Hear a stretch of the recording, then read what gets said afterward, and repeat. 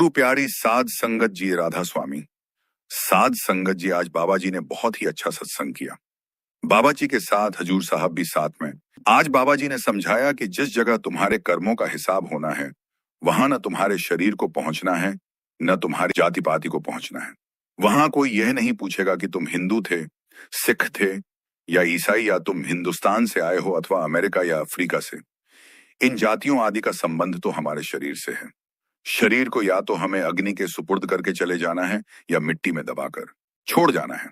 किसी की जाति पाति जल जाती है, किसी के कौम, मजहब, मुल्क मिट्टी के अंदर गड़े रह जाते हैं। जब सूरज की कोई जाति पाति नहीं है तो एक मामूली किरण की क्या जाति पाति हो सकती है। जब समुद्र की कोई कौम और मजहब नहीं है, एक साधारण बूंद की कौन सी कौम, कौन सा मजहब हो सकता है। जब परमात्मा की कोई जाति पाति नहीं है, इस आत्मा की कौन सी जाति पाति हो सकती है। ये जाति पाति, कौम, मजहब और मुल्कों के सब झगड़े हमारे अपने पैदा किए हुए हैं। परमात्मा ने इंसान पैदा किया है, हम अपने आप को जाति पाति की छोटी छोटी सीमाओं में बांटे बैठे हैं और आपसी भेदभाव में उलझे हुए हैं।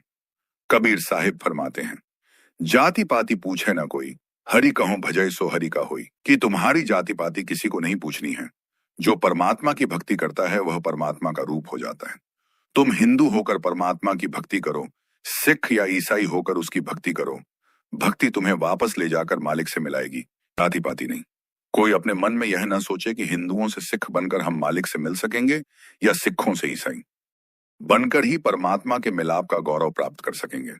कोई यह ना सोचे कि मैं ब्राह्मणों के घर पैदा हुआ हूं, मुझे ही परमात्मा से मिलने का गौरव प्राप्त हो सकता है, या मैं किसी निम्न जाति में जन्म ले बैठा हूं, इसलिए मैं अब कभी परमात्मा की भक्ति नहीं कर सकता। पलटू साहिब समझाते हैं कि यह ख्याल ही हमेशा के लिए अपने मन से निकाल दो, क्योंकि परमात्मा के घर पहुंचने के लिए हमें सिर्फ भक्ति की जरूरत है, केवल प्यार की आवश्यकता है। अगर हमारे अंदर भक्ति नहीं है, प्यार नहीं है, तो हम चाहे कितने ही कौम, मजहब और जाति परिवर्तन करते रहें, हम कभी भी परमात्मा से मिलने में सफल नहीं हो सकते। गुरु अमरदास ने तो अपनी वाणी में जाति पाति का यहां तक खंडन किया है, बिन नावे सब नीच जात है, बिसटा का कीड़ा होए। कि जो नाम की कमाई नहीं करते, जो मालिक की भक्ति नहीं करते, उनसे अधिक निम्न जाति वाला और कौन हो सकता है, क्योंकि वे मौत के बाद गंदगी के कीड़े बनेंगे।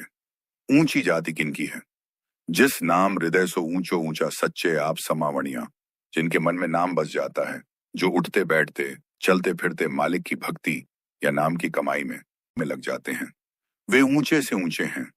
वे वापस जाकर सच्चे परमात्मा में समा जाते हैं। इसीलिए महात्मा हमें समझाते हैं कि हमें जाति पाति के भेदभाव में नहीं फंसना चाहिए। हमें उस मालिक की खोज करनी चाहिए, मालिक की भक्ति करनी चाहिए। राधा स्वामी।